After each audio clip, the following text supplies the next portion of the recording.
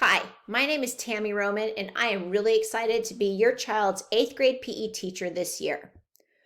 Tonight, I'd like to have you guys know a little bit more about me, what the goals are for this year, guidelines for success, grades, with a little in-depth talk about fitness logs, what a typical class looks like, and talk about communication. A little bit about myself. This will be my 24th year of teaching. I am married. I have 2 boys and a dog. I am officially an empty nester. My oldest son, Anthony, is 20 and he's a junior at the University of Tennessee. He is studying computer science with a minor in math. My youngest is 19. He's a sophomore at Colorado State University and studying civil engineering. He was 10 weeks old when I started working at Willowside. I can't believe how time has flown by. And finally, I have a little baby girl, Kona. She is our adopted 4-year-old cattle dog mix. She is a rescue pup and she is definitely pampered. In my free time, I enjoy hiking, biking. I really love to bake. I also love to eat, which is not always a good thing. I enjoy gardening, bunko, spending time with family and friends. With my newfound freedom, now that we are a little more able to go out, I would really like to join a women's tennis group, take a wine class with my husband, and learn more about photography. This year, I have 2 main goals for my students. The first one is to have weekly consistent activity. It's been a while since we have had that, and it's really, really important. And I asked my students on the first day of school, why is PE mandatory? Why does the state say you have to be active? And they came up with some great reasons. They fell into 2 main categories, mental as well as physical. And we all decided that relieving stress and anxiety was one of the main reasons exercise was so important. And I had to remind our students that stress doesn't just go away after you're a teenager. It goes on throughout your entire life. No matter what you're doing, where you are, how much money you have, what kind of job you have, there's always some source of stress that you will have to deal with. And exercise helps relieve that stress and helps lower that anxiety. Exercise also can make you feel happier. It releases those endorphins in the brain that gives you a more uplifting mood. Obviously, it helps you stay fit. It's good for your muscles and bones. It helps increase energy levels, reduce the risk of chronic disease such as diabetes, heart disease, and obesity. It helps improve skin health, and that's important for our students right now. They are going through some major changes, and skin health is really important. It helps with relaxation and sleep. I asked my students how many of them have slept through the night on a regular basis, and half or less than half of my students have actually been able to do that. And I shared with them that regular exercise will help them get a more deep sleep, a more restful sleep, and then it also helps them for their classes the next day or the next week. It improves that brain health and memory and helps them improve their learning in their other classes. My second goal for my students is to expose them to as many different activities as possible. It's whether I expose them to it or they find within themselves something they're going to, and they try other things. They experiment with other activities on their own time. I want students, they should try to find activity that they are willing to do when we are not around telling them what to do, when to do it, or how to do it. There'll come a time, there is not a Miss Roman, there aren't parents, they're out on their own, they have a job, a career, maybe a family. What are they going to do that they can commit to as an activity on a regular basis that will help them have all those benefits that we just talked about? Our guidelines for success. So this year, our motto is push into the hard. And that means don't walk away from a challenge. Sometimes it feels easier to go ahead and find a roundabout way to get it, not go through the challenge. But it's important for our students to understand that going through the challenge, making mistakes, that is all good stuff. It helps your body grow. It helps your mind grow.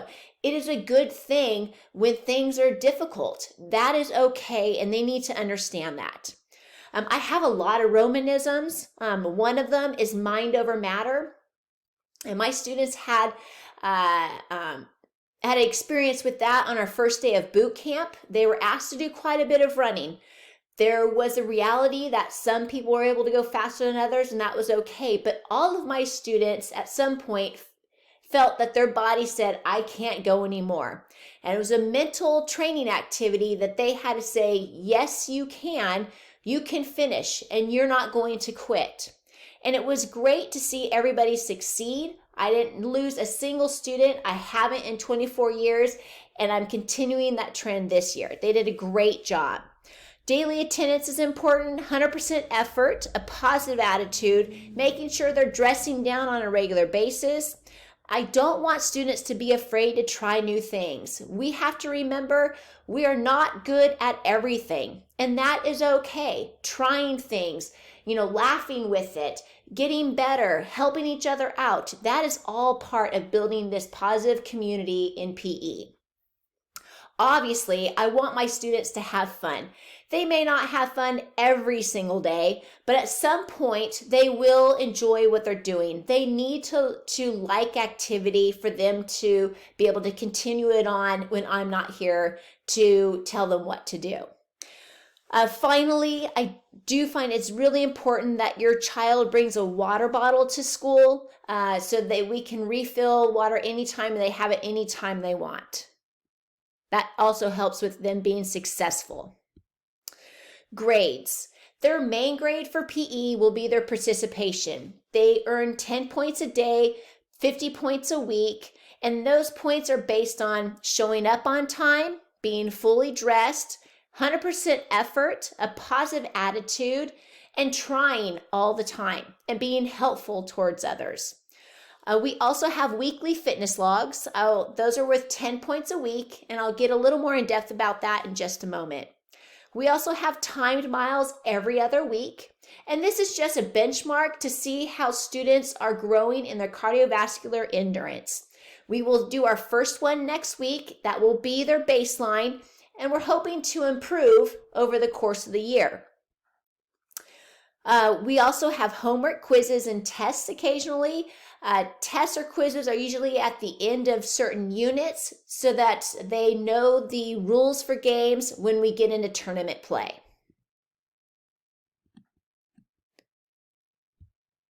Fitness logs. So fitness log is the main homework that I give. It is a weekly fitness log. It is assigned on Thursday and is due the following Wednesday of each week at 10 p.m. It is not a written work. It is exercise. I want my students to be exercising on a regular basis.